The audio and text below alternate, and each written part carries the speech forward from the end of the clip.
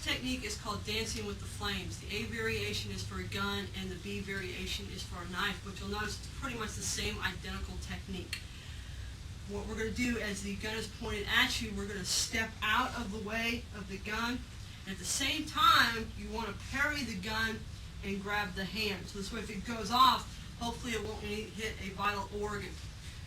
And hopefully it'll even better miss you. From here, you're going to do an outside wrist lock, trying at all times to keep that gun pointed at your opponent in case he accidentally pulls the trigger.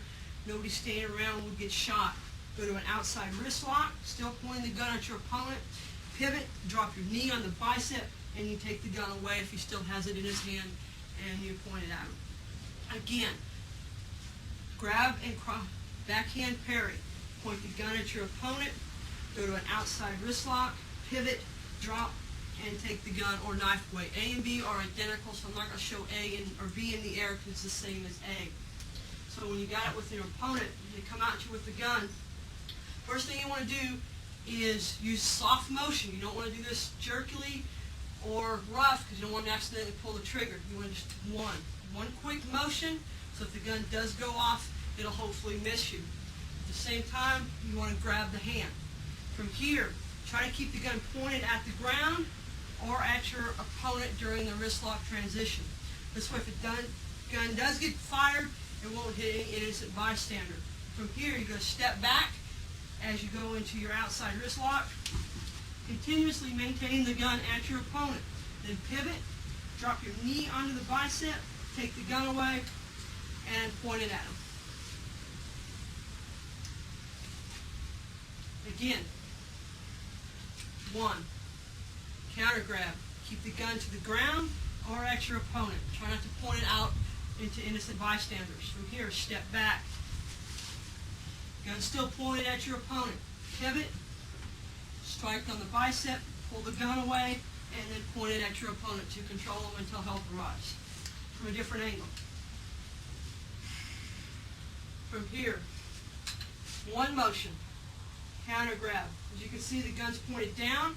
I keep it pointed down as best I can until I can get it pointed to him. From here, I step back. You'll notice the gun's still pointed at him, so if he does fire it accidentally, it's going to be fired at him and no one else. Drop the knee into the bicep, take the gun away, and point it at your opponent. One last time. One motion, counter grab, point it at him, take it down. Drop the knee and take the gun away and control it until help arrives.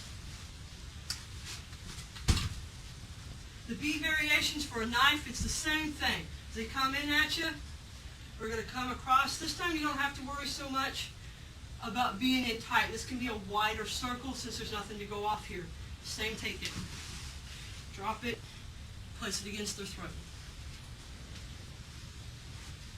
Again, as they come, main thing is get out of the point of contact so that if the knife can keep going, it won't hit you. Counter grab them.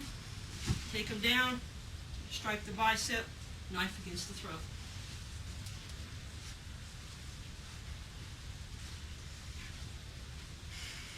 Here, grab. The big difference between A and B, A is a tighter circle, B can be a quicker takedown and wider circle.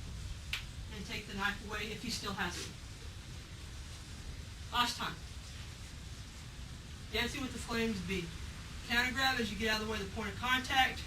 Grab the hand, step back, outside wrist lock, take him down, drop the knee on the bicep, and take the knife out if it's still in his hand.